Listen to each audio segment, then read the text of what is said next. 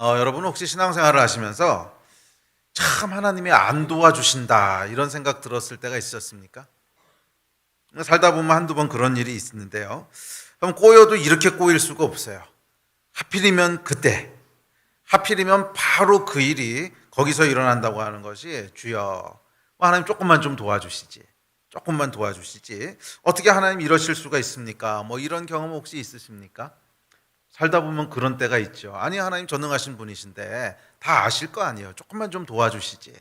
근데 뭐 안 도와주시는 게 아니고 어떨 때 보면 하나님이 이렇게 회방하시는 것처럼 느껴질 때도 있습니다. 하필이면 왜 그때 그런 일이 일어나게 하시지? 분명히 될 수 있는 일이었는데 왜 이렇게 막으시고 꼬이게 하시지? 뭔가 하나님께서 방해하고 회방하시는 것 같은 뭐 그런 느낌이 들 때가 있습니다. 만약 그런 경험이 하나도 없다면 여러분들은 뭐 진지하게 신앙생활을 안 하셨거나 뭐 아니면 하나님이 버린 자식이라는 뜻입니다. 뭐 그렇게 안 하실 수가 없어요. 하나님께서 사랑하는 자식들에게는 그런 일이 안 일어날 수가 없어요. 자, 이 일들에 대해서 오늘 좀 살펴보려고 하는데, 자, 오늘 본문에 보시면 침례 요한에게 그런 일이 일어납니다. 어느 날 침례 요한이 에논이라고 하는 곳에서 침례를 베풀고 있었는데 그의 제자들이 찾아옵니다. 그리고는 이렇게 얘기합니다. 우리 다음 구절 읽읍시다. 시작.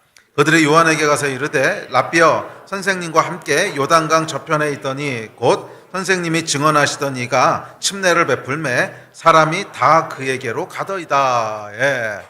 지금 침례 요한이 침례를 베풀고 있었는데 예수께서도 똑같이 침례를 베푸신다는 거예요. 그래서 사람들이 다 그리로 간다는 것입니다. 다 그리로 간다는 거예요. 그래서 제자들이 찾아와서 지금 그 스승인 침례 요한에게 뭐 원망 아니면 조금 화가 났고 뭐 그런 것 같습니다. 스승님, 당신이 말씀하시던 그 사람이 지금 저기서 침례를 베푸는데 사람이 다 그리로 갑니다. 우리는 망했습니다. 지금 이 얘기하고 있는 거죠. 우리는 망했습니다. 사실 여러분, 침례 요한이요 정말 망한 게 맞거든요. 침례 요한이 어떤 사람입니까? 400년 만에 등장한 선지자였습니다. 그러니까 굉장히 사람들의 스팟라이트를 받던 사람이었어요. 그렇죠? 이 400년 동안 선지자가 없다가 처음으로 등장한 선지자였고, 그래서 많은 사람들이 침례 요한의 가르침을 받고자 그 앞에 나왔고, 또 그가 베푸는 침례를 받으려고 뭐 사람이 바글바글했습니다. 그런데 예수가 딱 등장하는 순간부터 이게 완전히 사역이 꺾입니다. 꺾여서 이렇게 내리막길을 걷기 시작하는데, 그리고 이후로는 한 번도 올라온 적이 없어요. 침례 요한의 이야기를 보십시오. 뭐 그때까지 어마어마한 영향력을 미치던 400년 만에 등장한 민족의 선지자가 이때부터 시작을 해서 사람들이 다 예수께로 가면서 사람이 안 모입니다. 그러면서 영향력도 없어지죠. 그러다가 헤롯한테 미움을 받아가지고서 옥에 갇힙니다. 생각해 보세요, 여러분. 사람들이 계속 모였었고 계속 400년 만에 등장한 선지자라고 지지했으면은 어떻게 헤롯이 잡아다 가지겠습니까? 민중이 무슨 못하죠. 근데 아무 영향력이 없어졌다는 거죠. 사람도 안 모이고 따라다니는 사람도 없고, 그러니까 헤롯이 약간 마음에 안 드니까 그냥 옥에 가둔 거죠. 그러다 조금 있으면 이제 목배임을 받아서 죽고 끝납니다. 그러니까 이 침례 요한의 사역은요 엄청난 스팟라이트를 받으며 400년 만에 등장한 민족의 선지자, 그래서 피크를 쳤다가 예수가 딱 등장하는 순간부터 급락하기, 정말 급락하기 시작해서 쭉 내리막길을 걷다가 한 번도 못 올라오고 그냥 망해서 끝나는 거예요. 그러니까 이 제자들이 이런 하소연하는 것이 사실은 과한 것이 아니죠. 저 사람이 등장함으로 우리는 망했습니다, 이 이야기를 지금 하고 있는 것입니다. 자, 오늘 본문은 이런 상황에 대한 침례 요한의 반응을 기록하고 있습니다. 그래요, 여러분, 이 사람이요 믿음이라고 하는 것, 영성이라고 하는 것은 모든 것이 내 뜻대로 되고 모든 것이 잘 풀릴 때는 안 드러납니다. 뭐 그때는 모든 게 내 뜻대로 되고 모든 게 잘 되는데 영성이고 믿음이고 뭐가 필요합니까? 잘 되는데요.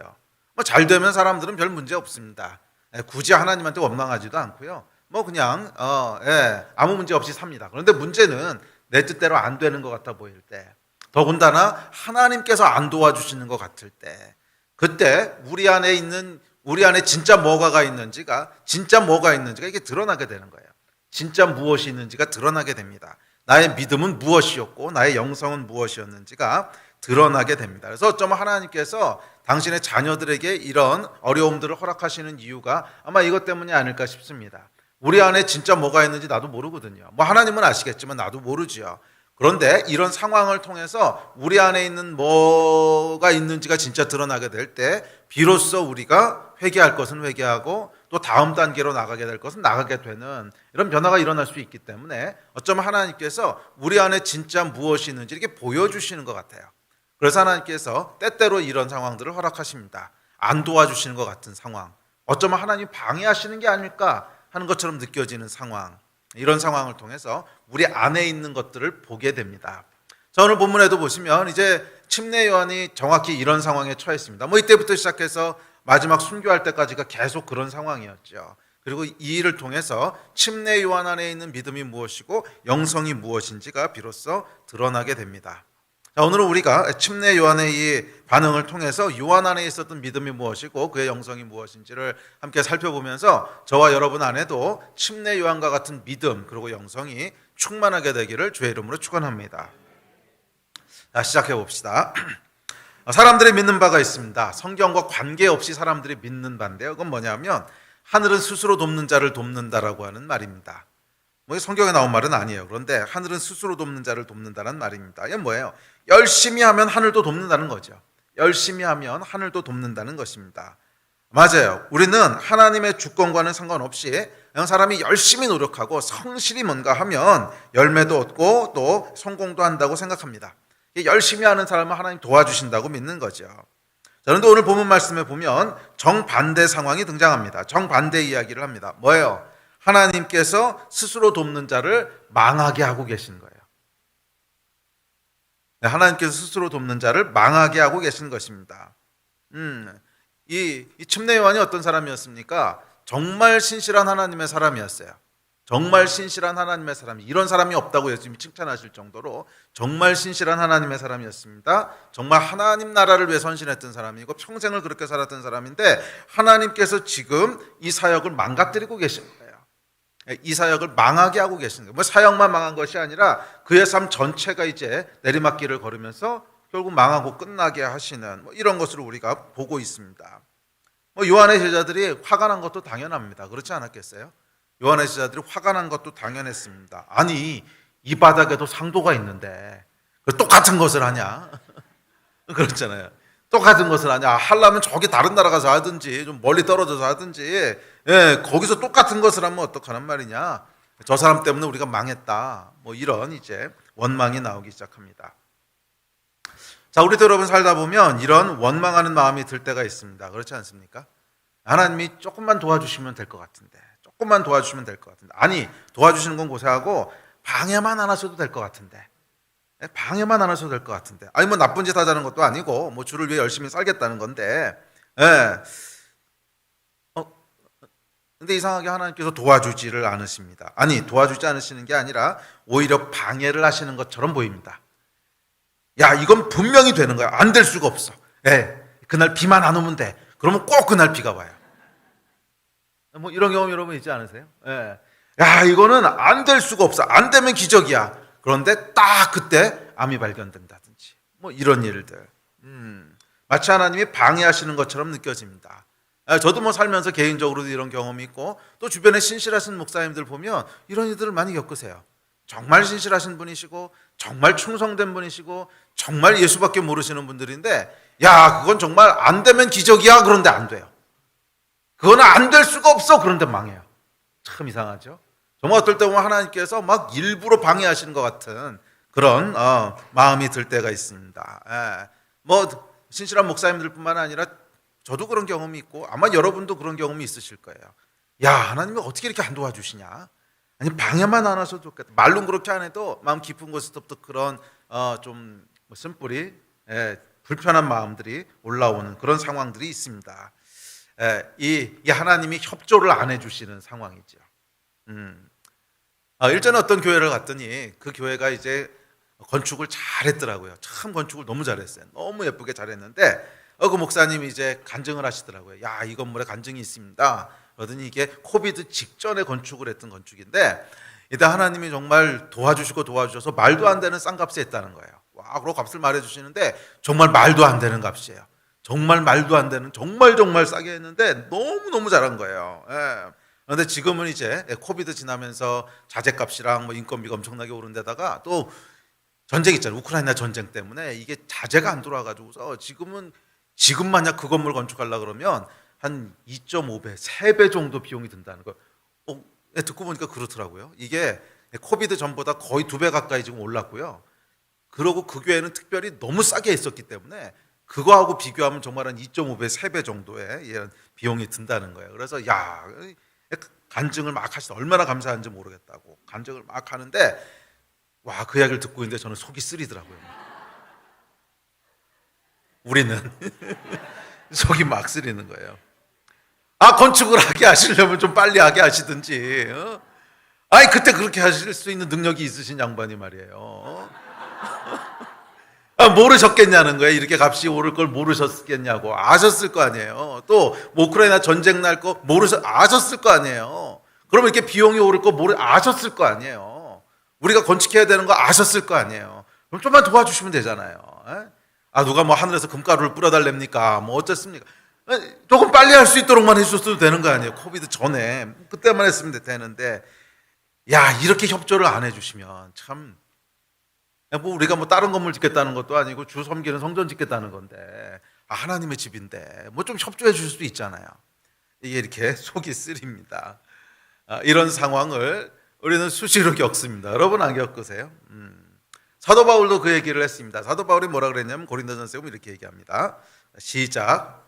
내가 생각건대 하나님이 사도의 누리를 죽이기로 작정하신 같이 미말해 두셨음에 우리는 세계 곧 천사와 사람에게 구경거리가 되었노라. 하나님께서 얼마나 시기적절하게 비협조하시는지 마치 죽이기로 작정하신 것 같았다. 이렇게 바울이 얘기합니다. 무슨 말이에요? 정말 죽어라 하시는구나. 정말 죽어라 하시는구나. 여기서 어떻게 더 나빠질까 그런데 더 나빠지고, 여기서 어떻게 더 고생할까 그런데 더 고생하고 이랬다는 거지 않습니까? 마치 죽이기로 작정하신 자 같이. 아마 딱 그 상황에선 바울이 정말 그런 생각하지 않았을까요? 어떻게 이렇게까지 하시나? 최악이라고 생각했는데 거기서 더 고생하게 하셔. 최악이라고 생각했는데 거기서 더 꼬이게 하셔. 죽어라 하시는구나. 꼬여도 어떻게 이렇게 꼬이고 안 돼도 어떻게 이렇게 안 될 수 있을까? 이 마음이 들었다는 거잖아요. 마치 우리를 죽이기로 작정하신 자 같이 사람들과 천사 앞에 조롱거리가 되게 하셨도다. 이 말을 합니다. 침례 요한도 마찬가지였습니다. 내가 앞서 얘기했지만 아마 침례 요한도 시간이 지나면 지날수록 어떻게 이렇게까지 하시나? 여기서 더 나빠질 수 있을까? 더 나빠져요. 사람이 다 떠나고 망했어요. 망했구나. 여기서 더 나빠질 일은 없겠지. 그랬더니 갑자기 옥에 들어갑니다. 어떻게 여기까지 들어오게 하시냐? 여기서 더 나빠질 일은 없겠지. 그랬더니 목배임을 당해서 죽었습니다. 한 번도 올라온 적이 없어요. 그러니까 이 400년 만에 등장한 위대한 민족의 선지자가 피크를 한번 치고는 예수 그리스도가 등장하시는 순간부터 급락을 하는 겁니다. 아주 정말 급락을 하는 거예요. 떡락한다 그러나요? 그러니까 급락을 하면서 완전히 망했습니다. 상황이 꼬였습니다. 여러분이 침례 요한이라고 하면 상상해 보십시오. 어떻게 하나님 이러실 수가 있습니까? 하는 한탄이 나오지 않겠어요? 어떻게 이렇게 칠 수가 내가 평생을 어떻게 살았는데 평생을 내가 부귀영화를 누렸습니까? 잘 먹고 잘 살기를 했습니까? 어려서부터 하나님 섬긴다고 광야에서 먹지도 못하고 누리지도 못하고 정말 그러고 평생을 살았는데 오로지 하나님 섬긴다고 이렇게 살았는데 어떻게 이러실 수가 있습니까? 아마 우리라면 이런 한탄 나오지 않았겠습니까? 침례 요한의 상황도 정확히 이런 상황이었다는 거예요. 물론 이 침례 사건 하나만 놓고 보면 그렇게까지야 라고 생각이 들 수 있지만 이때부터 시작해서 침례 요한의 마지막까지를 쭉 한번 훑어보면 이 얘기가 나오고도 남았을 겁니다. 계속 더 나빠지고 한 번도 좋아진 적이 없었어요.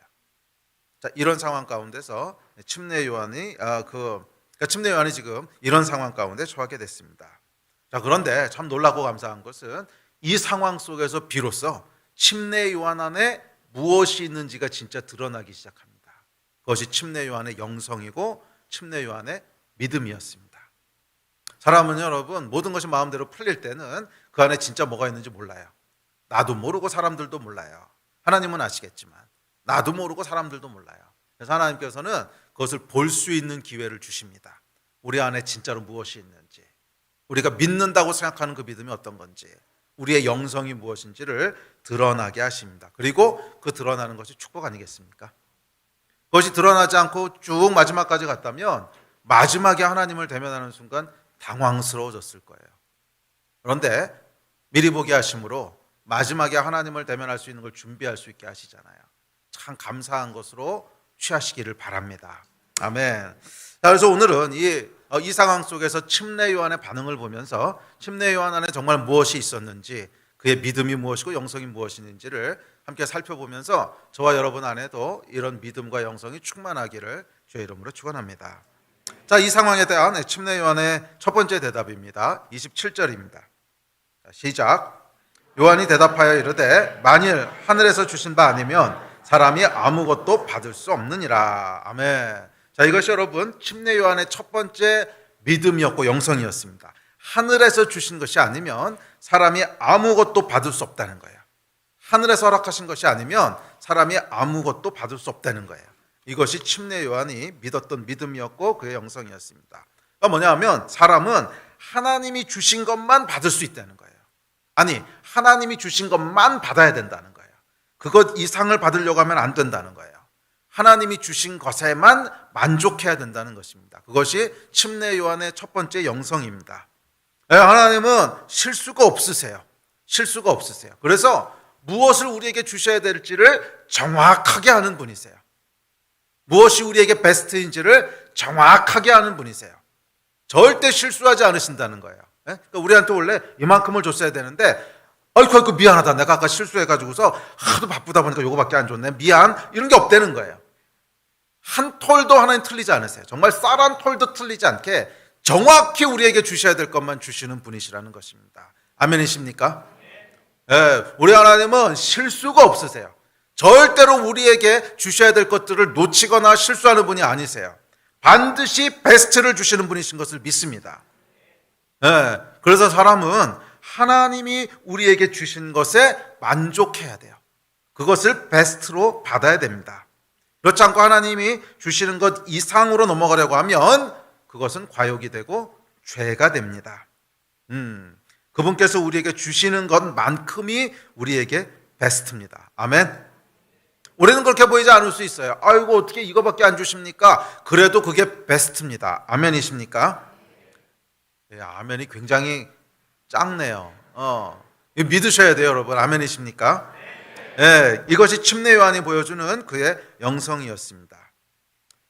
여러분, 성실하게 최선을 다했는데 결과가 이것이라면 거기서 멈추고 감사하십시오.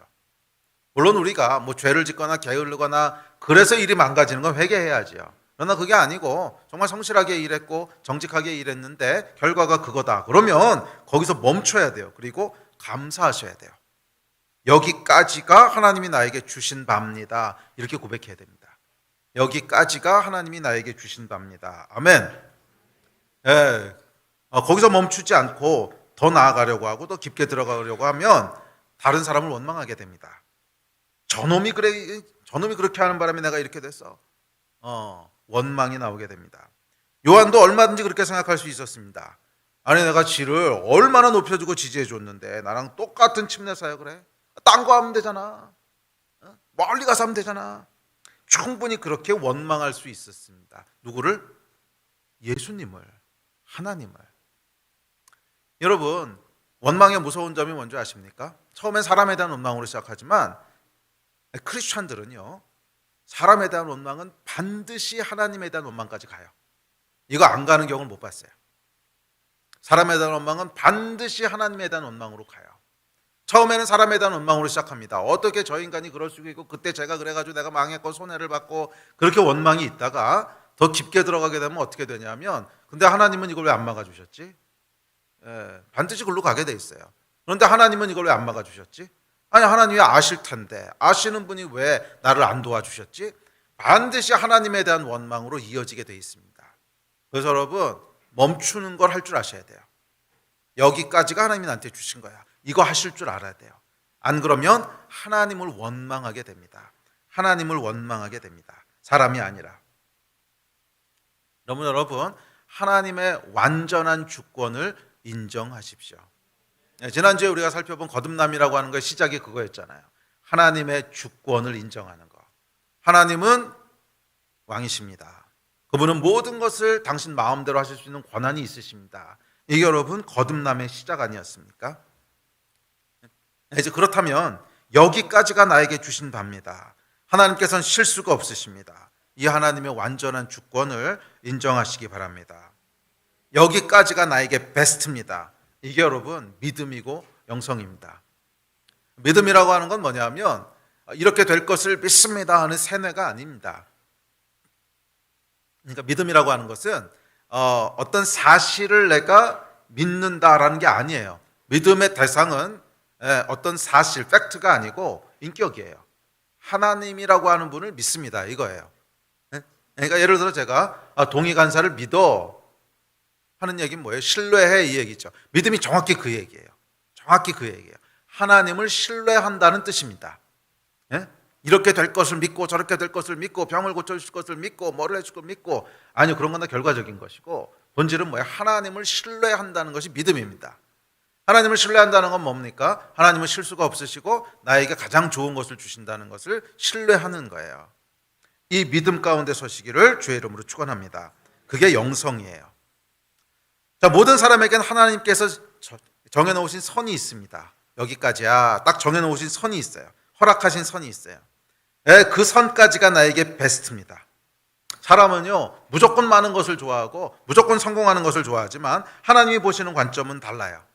사람은 뭐 지금 현재밖에 보지 못하지만 우리 하나님께서는 과거, 현재, 미래를 다 보세요. 그래서 그 선을 넘어가면 득보단 실이 많다고 하는 걸 아시는 거예요. 사람은 이것을 보지 못합니다. 그래도 이렇게 하나님 섬기면 좋은 거 아닙니까? 그거밖에 안 보여요. 그리고 요번 일만 보면 그게 맞을 수도 있어요. 하나님께서는 요번 일만 보시는 것이 아니라 우리 인생 전체를 보시거든요.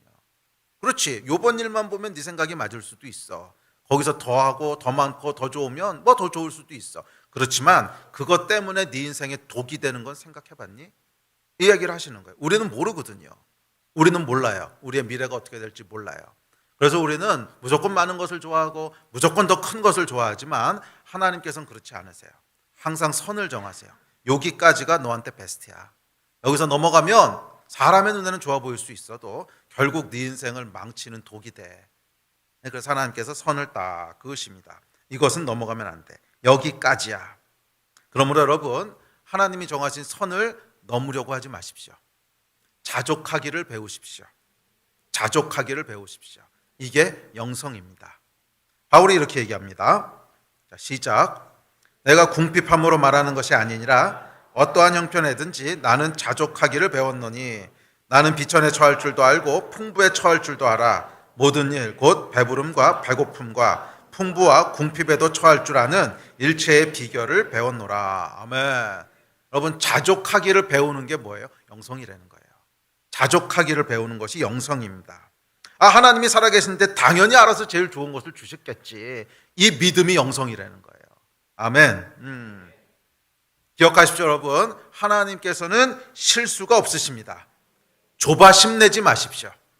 혹시 하나님이 모르고 지나치셨어? 이런 일 절대 일어나지 않습니다.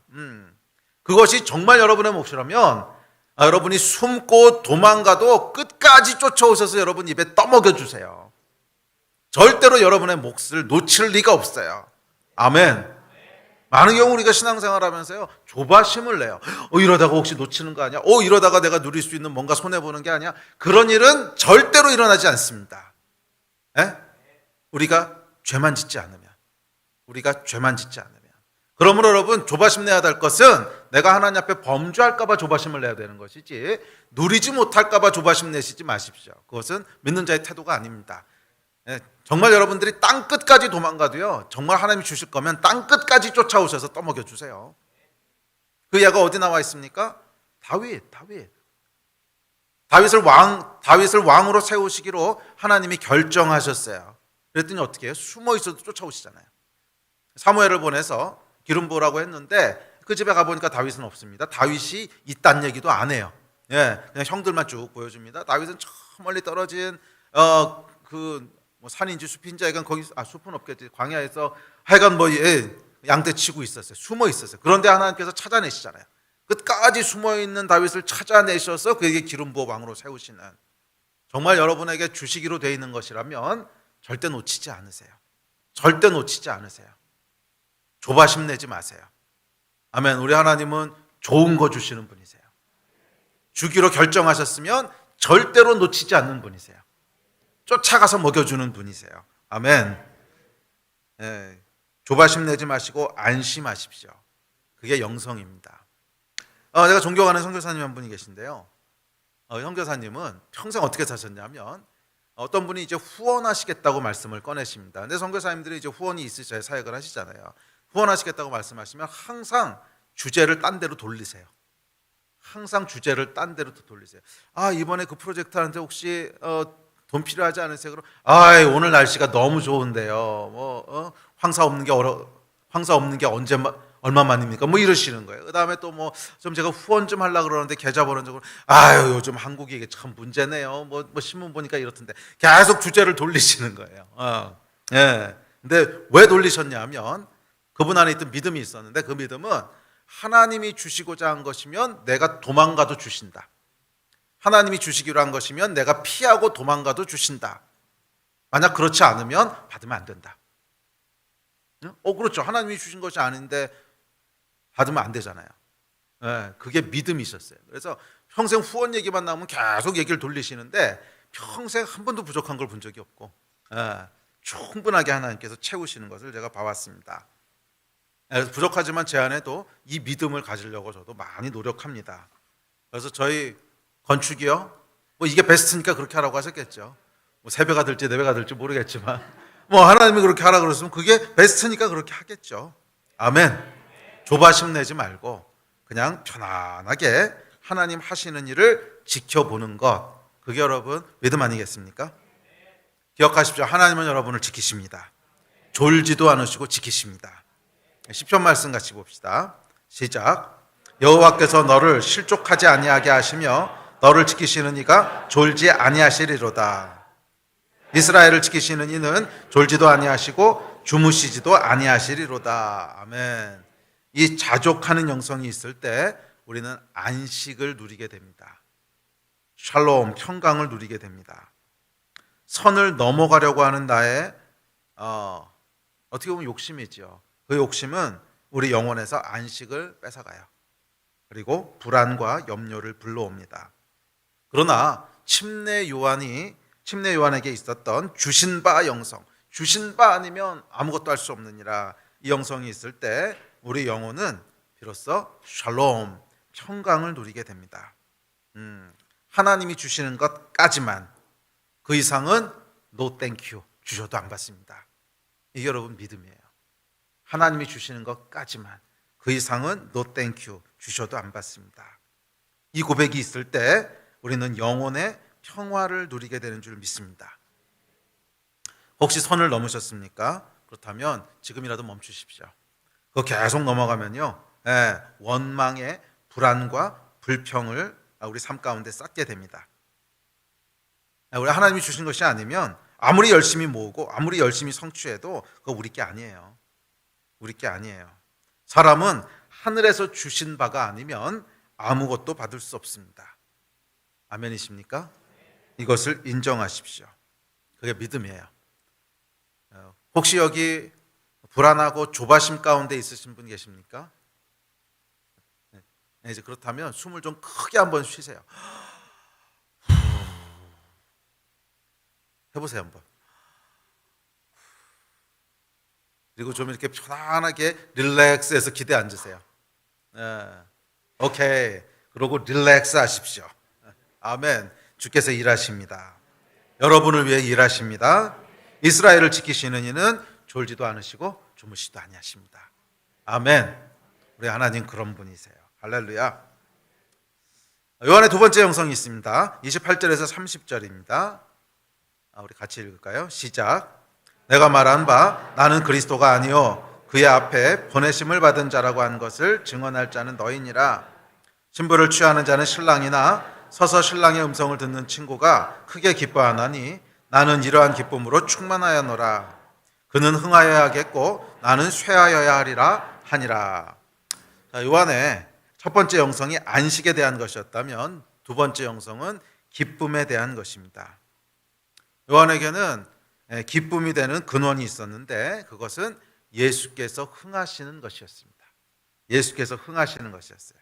신부를 취하는 자는 신랑이나 서서 신랑의 음성을 듣는 친구가 크게 기뻐하는 그 기쁨이 요한이 누렸던 기쁨이었습니다. 여러분의 기쁨의 근원은 뭡니까? 내가 흥하는 것, 나에게 일어나는 어떤 좋은 일입니까? 아니면 그가 흥하는 것, 예수께서 높아지시는 것입니까? 물론 쉽게 생각하면 당연히 예수님이죠 이렇게 대답할 것입니다. 진심이라고 믿습니다. 그런데 그러면 조금만 더 깊게 들어가 봅시다. 오케이, 예수께서 흥하시고 잘 되시긴 하는데 그 일에 여러분들은 아무런 관련이 없어요. 완전히 배제되어 있고 그냥 예수님이 높아지십니다. 그래도 그것이 여러분에게 큰 기쁨이십니까? 그러면 이제 기쁘긴 기쁘지만 약간 기쁨의 강도가 떨어질 거예요. 그렇지 않습니까? 하나님 웬만하면 나를 통해서 높아지시면 정말 좋은데 굳이 나를 배제하시고 이렇게 높아지시면은 좋긴 하지만 아까만큼 좋지는 않습니다. 사람이 언제 가장 기쁘냐 하면은 나를 통해서 하나님이 흥하시고 높아지실 때 제일 기뻐요. 그렇지 않습니까? 나를 통해서 그런 일이 일어날 때 가장 기쁘고 나를 통하지 않고 나는 완전히 배제된 상태로 뭔가 하나님이 높아지시면은 기쁘긴 하지만 그래도 아까만큼 기쁘진 않아요. 솔직히 그렇잖아요. 사람이 이제 그런 존재입니다. 자, 그러면 여기서 조금만 더 깊게 들어가 봅시다. 조금 더 깊게 들어가요. 예수께서 높아지시고 흥해요. 그런데 그 결과 나는 망해요. 그럼 어떨까요? 이건 이제 좀 거시기 합니다. 그죠? 예. 예수께서 흥하세요. 높아지세요. 그런데 그 결과 나는 쫄딱 망해요. 그 상황에서는 어떠세요? 기쁘십니까? 이건 이제 대답하기가 좀 어렵죠. 자, 이 상황에 대한 침례 요한의 대답입니다. 자, 침례 요한의 대답 다시 한번 읽어볼까요? 시작. 신부를 취하는 자는 신랑이나 서서 신랑의 음성을 듣는 친구가 크게 기뻐하나니 나는 이러한 기쁨으로 충만하였노라. 그는 흥하여야 하겠고 나는 쇠하여야 하리라 하니라. 아멘. 침례 요한의 두 번째 영성을 보게 됩니다. 두 번째 영성은 뭐냐면 그가 예수가 흥하는 것이 기쁘다는 거예요. 이 기쁨으로 충만하다는 거예요. 그런데 침례 요한의 영성의 핵심은요, 그가 흥하는 것으로 기뻐하는 게 아니에요. 내가 망하는 거예요. 내가 망하는 것에 있습니다. 그러니까 다시 말해서 요한의 영성은 나를 쇠하게 망하게 함으로 예수를 높이고 흥하게 하는 것이에요. 이게 침례 요한의 영성이었어요.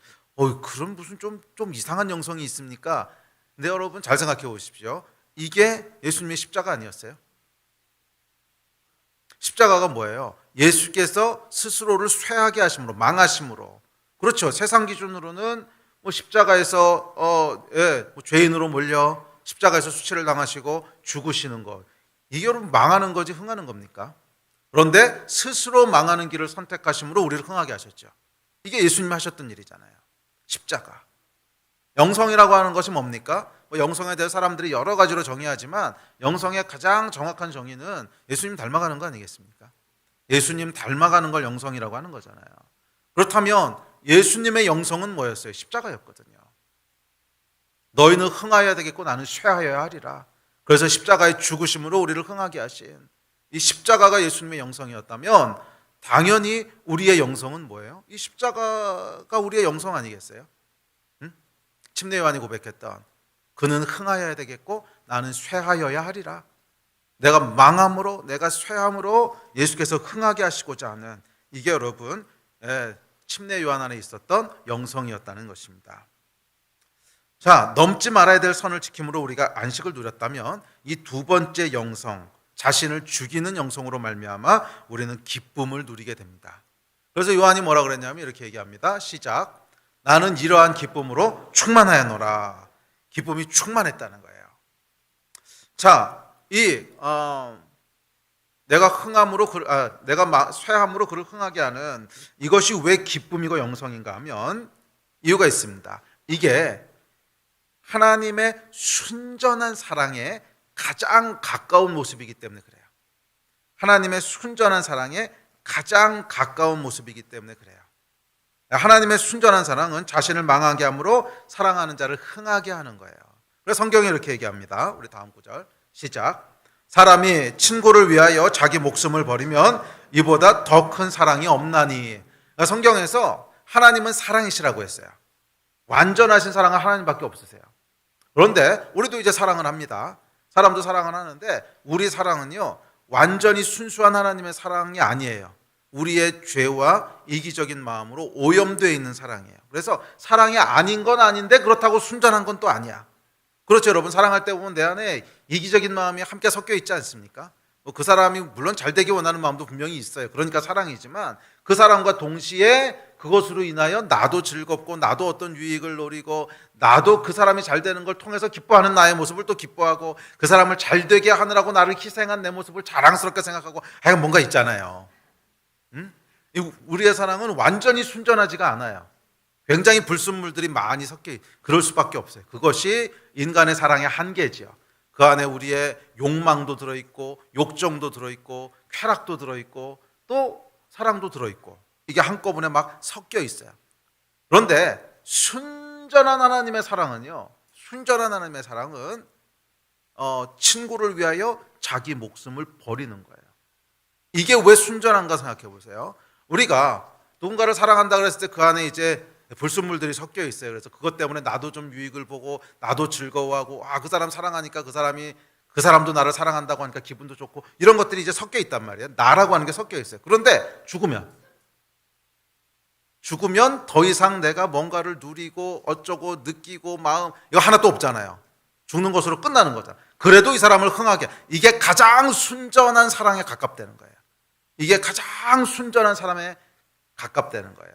그렇지 않은 사랑은 그 안에 항상 나라고 하는 요소가 불순물처럼 섞여 들어가 있는 거죠. 뺄 수 없는 그 나라고 하는 타락한 자아가 할 수 없이 섞여 들어가 있어요. 그런데 이거를 다 빼내고 그래도 가장 순전한 하나님의 사랑에 근접한 게 뭐냐면 내 생명을 줌으로 누군가를 흥하게 하는 거예요. 네. 자기 목숨을 버리면 친구를 위하여 자기 목숨을 버리면 이보다 더 큰 사랑, 더 하나님의 사랑에 가까운 사랑은 없느니라. 이게 성경이 얘기하는 순전한 사랑의 모습입니다. 아멘. 그래서 성경은 사랑에 대해서 이렇게 얘기합니다. 고린도전서 13장입니다. 시작. 사랑은 오래 참고 사랑은 온유하며 시기하지 아니하며 사랑은 자랑하지 아니하며 교만하지 아니하며 무례히 행하지 아니하며 자기의 유익을 구하지 아니하며 성내지 아니하며 악한 것을 생각하지 아니하며 불의를 기뻐하지 아니하며 진리와 함께 기뻐하고 모든 것을 참으며 모든 것을 믿으며 모든 것을 바라며 모든 것을 견디느니라. 아멘. 자기의 유익을 구하지 않고 모든 것을 참고 견디고 바라는 것, 이게 순전한 형태의 사랑이라는 거예요. 하나님의 사랑이라는 거예요. 내가 망해도 참고 내가 쇠해도 견디고, 왜? 그가 흥하게 하기 위해서. 이게 여러분 십자가에서 보여주신 하나님의 사랑 아니었습니까? 십자가, 이게 가장 순전한 형태의 사랑이라는 거예요.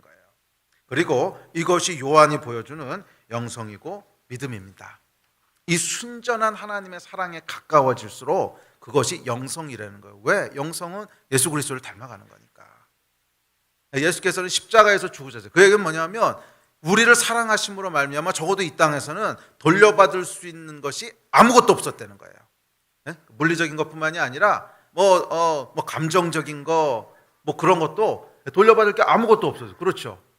그러니까 우리가 누군가를 사랑한다고 할 때는 물리적인 어떤 리워드를 바라진 않더라도 감정적인 보상들은 기대를 하잖아요.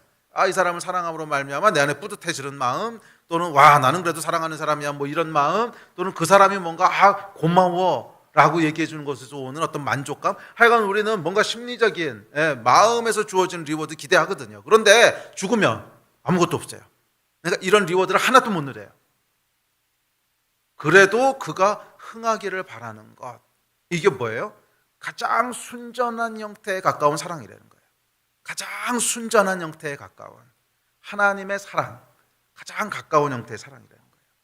그리고 요한의 영성의 두 번째 핵심은 이 사랑이었어야. 나는 쇠하여야겠고 그는 흥하여야 하리라. 그리고 요한의 이 영성에는 기쁨이 있었습니다. 왜냐하면 모든 사랑에는 기쁨이 있기 때문에 그래요. 아마 아이를 키우시는 어머님들은 요한의 이 영성을 이미 살고 계시고 있다고 믿습니다. 대상이 예수님이 아니라 아기라서 좀 문제가 있긴 하지만 하여간 그렇잖아요. 저도 이제 아이들이 다 커가지고서 기억이 가물가물한데 갓 태어난 아이를 키우기 정말 힘들지 않습니까? 이 아이들을 왜 2시간마다 먹게 해놓으셨는지 모르겠어요. 하나님께서 왜 이렇게 디자인했어요? 하여간 애들이 2시간마다 먹어야 돼요. 그래서 이 밤에 잠들만 하면, 그러니까 제가 이게 잠드는 걸 좀 힘들어하는 사람이거든요. 그래서 뭐 1시간도 걸리고 1시간 반도 걸리고 그래서 간신히 잠들면 그 다음에 깨야 돼요. 응애 하고 먹을 거 달라 그래요. 그러면 이제 먹이는 건 엄마가 하는데 이 트름하는 건 꼭 아빠 역할이에요. 그러면 애를 붙잡고 이제 그 2시간 만에 울면 이제 엄마가 우유를 주거나 뭐 젖을 주거나 이렇게 먹여요. 그럼 엄마도 막 졸면서 하는 거죠. 그러다가 이제 당신이야 그러고 줍니다. 그럼 이제 그때 부시시 일어나가지고 이렇게 안고 막 꺾해 임마 막 이래요. 웃으시는 거 보니까 다 경험이 있죠. 이게 안 할 때가 있어요. 이게 막 두드리죠. 그래서 이제 간신히 눕혀놓으면 그럼 또 2시간 있다 또 깨요. 그럼 또 꺾해 막 패고 뭐 이러다가 이제 다음날 아침에 일어나면 이게 잔 건지 안 잔 건지 내 영이 내 안에 있는 건지 밖에 있는 건지 오락가락하죠. 그런데도 불구하고 이 엄마들은요 딱 아침에 일어나서 이 아이를 탁 안으면서 그는 흥하여야겠고 나는 쇠하여야 하리라. 아이고 주여 뭐 이러면서 이제 일어나시고 그렇지 않습니까? 뭐 그렇게 고백하지 않아요? 이놈의 아이를 키우느라고 정말 문자적으로 몸이 쇠하잖아요. 그럼에도 불구하고 기뻐요. 그렇게 기쁠 수가 없어요. 아이를 이렇게 보고 있으면은 그냥 눈물이 핑 돌고 그래서 너는 흥하여야 되겠고 나는 쇠하여야 하리라. 이 사랑이 있어서 우리가 오늘날까지 서바이브한 거 아닙니까? 이 사랑 없었으면 다 죽었을 거예요. 왜 기쁠까요? 사랑에는 항상 기쁨이 따라오기 때문에 그래요. 사랑에는 항상 기쁨이 따라오기 때문에 그래요. 여러분 밤에 대치동에 가보면 침례 요한의 영성으로 충만한 어머니들이 대한민국에 차고 넘치는 것을 볼 수 있습니다. 대치동 가면요 침례 요한의 영성이 막 어머니들 사이에 차고 넘쳐요. 그 늦은 밤까지 자녀들 학원에 데려다주고 데려오고 뭐 집안이 거덜나든 말든 아끼지 않고 투자합니다. 침례 요한의 영성이 충만합니다. 그는 흥하여야 되겠고 나는 쇠하여야 하리라. 정말 몸이 부서지도록 그를 위하여 이 아이들을 위하여 희생하고 헌신합니다. 투자합니다. 그런데 여러분 왜 이렇게 할까요? 정말 몸이 부서져라 하거든요. 왜 이렇게 할까요? 기쁘니까 하는 거예요. 기쁘니까. 이제 그 나이 돼 보니까 자식 말고는 낙이 없는 거예요. 그러니까 유일한 기쁨의 근원이 얘네들이 잘 되는 거예요. 그래서 그렇게 쇠하는 것을 감내하면서 희생을 합니다. 왜? 사랑하니까. 뭐 방법이 옳은지는 잘 모르겠어요. 그러나 모든 사랑에는요 기쁨이 있어요. 모든 사랑에는 기쁨이 있습니다. 침례 요한의 영성에는 그리스도를 향한 사랑의 기쁨이 있었습니다. 모든 사랑에 기쁨이 있기 때문에 그래요. 대치동 엄마의 사랑부터 예수 그리스도를 향한 침례 요한의 사랑까지 모든 사랑에는 기쁨이 있습니다. 그리고 그 사랑의 순도가 높아지면 높아지는 것만큼 기쁨의 순도도 높아져요. 이게 영적인 원리입니다. 그 사랑의 순도가 높아지면 높아지는 것만큼, 사랑의 순도가 높아진다는 건 뭡니까? 하나님의 사랑에 가까워지면 가까워질수록 그 얘기를 다시 바꿔 얘기하면 그 사랑 안에 들어가 있는 불순물들이 빠지면 빠지는 것만큼, 불순물은 뭐예요? 나지요 나. 그래도 내가 뭔가를 누리기 원하고 내가 더 흥하기를 원하고, 사랑은 자신의 유익을 구하지 아니하며, 이 불순물들이 빠지면 빠지는 만큼 우리의 사랑은 더 순전한 형태의 사랑에 가까워집니다. 그리고 우리의 사랑이 순전한 형태에 가까워지면 가까워지는 것만큼 우리의 기쁨도 순전한 기쁨에 가까워지는 줄 믿습니다. 그렇기 때문에 나를 망하게 함으로 예수를 흥하게 하고자 했던 요한의 영성에는 기쁨이 충만했다는 거예요. 순전한 형태의 기쁨이 충만했다는 거예요. 예. 2023년에는 저와 여러분의 삶 가운데도 이 요한이 누렸던 순전한 형태의 기쁨이 더 충만해지는 한 해가 되기를 주의 이름으로 축원합니다. 아멘. 우리 예배팀 앞으로 나오십시오. 나를 중심으로 끌어당겨서는, 그러니까 나를 흥하게 해서는 저급한 쾌락밖에는 오지 않습니다. 이건 하나님이 주시고자 하는, 하나님이 창조하신 기쁨은 아니에요. 나를 중심으로, 나를 기쁘게 하고 나를 만족시키게 하고 나를 흥하게 하기 위해서 나 중심으로 끌어당기는 것은 저급한 쾌락 외에는 없습니다. 그것밖에 누리지 못해요.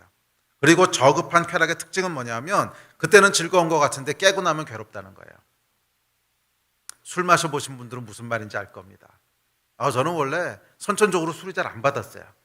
대학교 1학년 때 그냥 분위기에 쩔어가지고 애가 술을 엄청 마셨습니다. 그러면 술 마실 때는 참 즐거워요. 막 즐겁고 얘기도 많아지고 막 하하거리고 깔깔거리고, 다음 날은요 지옥을 경험합니다. 술 깨할 때 얼마나 고통스러운지. 이게 여러분 저급한 쾌락의 특징이라는 거예요. 저급한 쾌락은 그때 즉시는 즐겁고 기쁜 것 같지만 시간이 지나면 고통으로 바뀝니다. 그러나 이 기쁨이 순전한 기쁨에 가까워지면 가까워질수록 이 기쁨은 영원에 가까워져요. 순전한 기쁨에 가까워지면 가까워질수록 이 기쁨은 영원한 순전한 기쁨이 됩니다. 그래서 이 기쁨은요 케노시스에서만 와요. 나라고 하는 불순물을 제거할 때, 그 사랑이 점점 순전한 하나님의 사랑에 가까워지고, 그 순전한 하나님의 사랑은 시간이 지나도 변하지 않는 그런 순전한 기쁨을 우리에게 충만하게 합니다. 아멘. 시간이 흘러도 변하지 않는 이 순전한 기쁨이 충만한 한 해가 되시기를 주의 이름으로 축원합니다. 여러분, 침례 요한에게는 두 가지 믿음, 두 가지 영성이 있었습니다. 하나는 하나님의 주권을 인정하는, 주신 바 아니면 아무것도 받을 수 없느니라, 이 하나님의 주권에 대한 믿음에서 오는 안식이 있었고요. 두 번째는 순전한 하나님의 사랑에 점점 더 가까워지는, 불순물을 빼내는, 나는 쇠하여야겠고 그는 흥하여야 하리라, 불순물을 빼고 점점 순전한 사랑에 가까워짐으로 말미암아 누리는 기쁨이 있었습니다. 이게 침례 요한의 영성이었습니다. 저는 여러분들 가운데도 특별히 올해 한 해가 침례 요한이 누렸던 이 안식, 샬롬과 그리고 기쁨을 충만하게 누리는 한 해가 되셨으면 좋겠습니다. 그리고 그 비결은 침례 요한이 가졌던 믿음, 그 영성에 있습니다. 이 영성과 믿음이 여러분들 가운데도 역사해서 안식과 기쁨을 그 보상으로, 보상이라기보다는 결과겠죠, 결과로 누리는 그런 복음의 축복을 누리는 한 해가 되시기를 주의 이름으로 축원합니다. 자리에서 일어나서 기도합시다.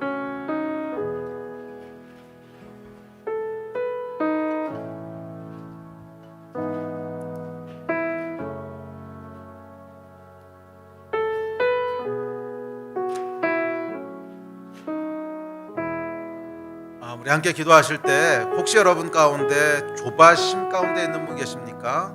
그렇다면 오늘 성령께서 주시는 평강이 임하기를 위해서 기도합시다. 주님께서 주시는 것이 최선입니다. 내가 믿습니다. 하나님이 주시는 것까지만 취합니다. 이 믿음의 고백 가운데 오늘 성령께서 주시는 샬롬이 임하기를 축원합니다.